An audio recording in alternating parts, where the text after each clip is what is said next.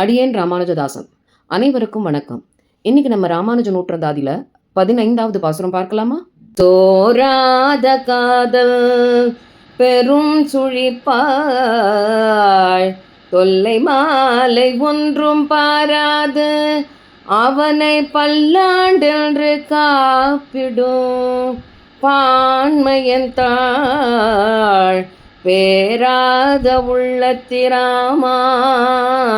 தன் பிறங்கிய சேர் சாரா மனிசரை சேரேன் எனக்கென்ன தாழ்வினியே எனக்கென்ன தாழ்வினியே. ராத பக்தி என்னும் வெள்ளத்தில் அகப்பட்ட விஷ்ணு சித்தர் என்ற பெரியாழ்வார் எம்பெருமானுக்கு ஏதாவது தீங்கு வந்துவிடுமோ என்று அஞ்சி அவனுக்கு பல்லாண்டு பாடி காப்பிட்டார். பெரியாழ்வாரின் அந்த பெருமையுடைய உள்ளத்தை தன் உள்ளத்தில் வைத்து பூஜித்தார் ராமானுஜர். அப்படிப்பட்ட அந்த எம்பெருமானாரின் எல்லையற்ற குணங்களை பிடிமானமாக கொள்ளாத மனிதரோடு அடியேன் எப்பொழுதும் சேர்வதில்லை. இந்த உறுதி வந்த பின் அடியேனுக்கு இங்கே என்ன குறை? இனி ராமானுஜரை பார்த்த ஆளவந்தாரின் நிலை என்ன என்பதை பார்ப்போம் வாருங்கள். திருக்கச்சி நம்பிகள் யாதவ பிரகாசருடன் வரும் சீடர்கள் குழுவை ஆளவந்தாரிடம் காட்டி, ஆச்சாரியரே, அதோ முன்னால் வருகிறாரே, அவர்தான் ஏகதண்டி சந்நியாசி யாதவ பிரகாசர், பெரிய வேதாந்தி என்றார்.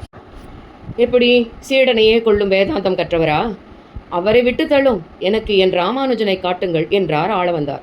அதோ அதோ சிவந்து நெடுந்துயர்ந்து கண்களில் பணிவும் தோற்றத்தில் கம்பீரமும் அகன்ற மார்பும் உடலில் தெரியும் உறுதி தன் சொல்லிலும் செயலிலும் இருக்கும் என்பதை காட்டுவதாய் வருகிறானே, அவனே இளையாழ்வான் என்றார் திருக்கச்சி நம்பிகள். நம்பியின் கைவிரல்கள் ராமானுஜனை காட்ட ஆளவந்தாரும் பார்க்க, அதே நொடியில் ராமானுஜரும் ஆளவந்தாரை பார்க்க, ஒரு நொடியில் இருவர் பார்வையும் சந்தித்தது. கஜேந்திரதாசரே, இவனே நம் வைணவத்தை காப்பவன், அடியேனின் கனவுகளையும் கட்டாயம் நிறைவேற்றுவான்.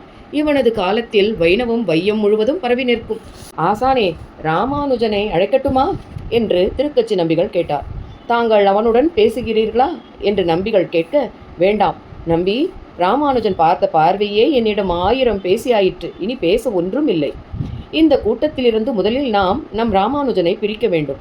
அவன் கட்டாயம் வந்து விடுவான். இருந்தாலும் வரதனிடம் கேட்க வேண்டும் என்று திரும்பவும் பேரருளாதன் சன்னதிக்கு வந்து ஆளவந்தார், அத்திகிரியானே, அருள் தரும் வரதனே, உன்னிடம் சரணடைகிறேன்.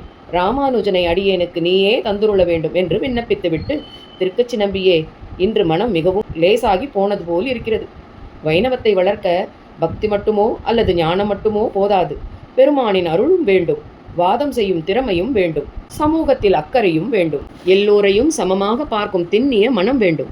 வேடுவனாய் வந்து வரதன் இவனை காத்ததிலிருந்து இவனுக்கு பெருமானின் அருள் இருப்பது தெரிகிறது. தவறான அர்த்தங்களை தன் குருவே சொன்னாலும் அதை தட்டி கேட்கும் தைரியம் இவனிடம் இருக்கிறது. அக்கறை இவனிடம் கண்டிப்பாய் கட்டாயம் இருக்கும். மாரநேரி நம்பி எனக்கு சீடனாய் ஆனார். திருக்கச்சி நம்பி, நீயோ இவனுக்கு குருவாக ஆனாய். இதை பார்க்கும்போது இவன் காலத்தில் சமத்துவம் எங்கும் நிலவும் என்பதில் சந்தேகமில்லை. மொத்தத்தில் இவனால் வைணவம் தழைத்தோங்கி நாராயணன் நாமம் எங்கும் எப்பொழுதும் ஒலிக்கும். ஆசானே, தங்களின் வார்த்தைகள் பொய்க்குமா என்ன? தங்களின் ஆசியுடன் என் ராமானுஜன் வைணவத்தை காப்பான் என்றார் திருக்கச்சி நம்பி. கஜேந்திரதாசரே, அவனை உருவாக்கிய பெருமை தங்களுக்குண்டு. உங்களின் கவனம் ராமானுஜர் மீது வழக்கம் போல் இருக்கட்டும் என்றார் நம் ஆளவந்தார். காலம் வரும்போது அவனை அழைத்துக் கொள்கிறேன் என்றார் ஆளவந்தார். நம் பேரருளாளன் மிகுந்த உபகாரி, நம் சம்பிரதாயத்திற்கு மிகச்சிறந்த ஒருவரை காட்டியிருக்கிறார்.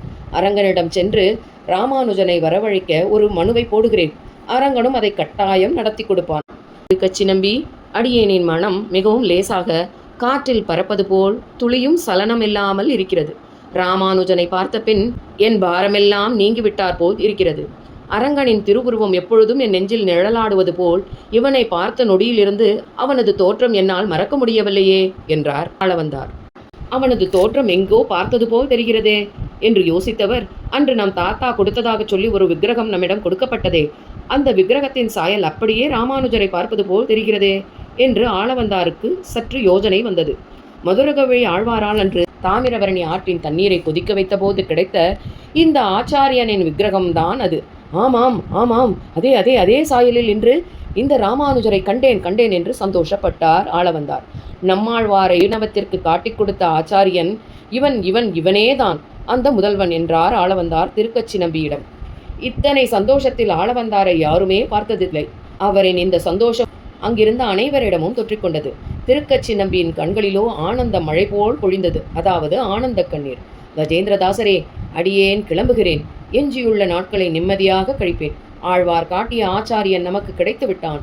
அவனை வரவேற்க திருவரங்கம் தயாராகும். இனி நமக்கு வேலை இல்லை. அவனை தலைமையில் அமர வைக்கும் பொறுப்பு அரங்கனும் வரதனும் பார்த்து கொள்வர். அதுவரை காத்திருப்போம். வைணவம் மட்டுமல்ல, இந்த உலகமே அவனது அருள்மழையில் நனையப் போகிறது என்று எண்ணியவாறே திருவரங்கம் வந்தடைந்தார் ஆளவந்தார்.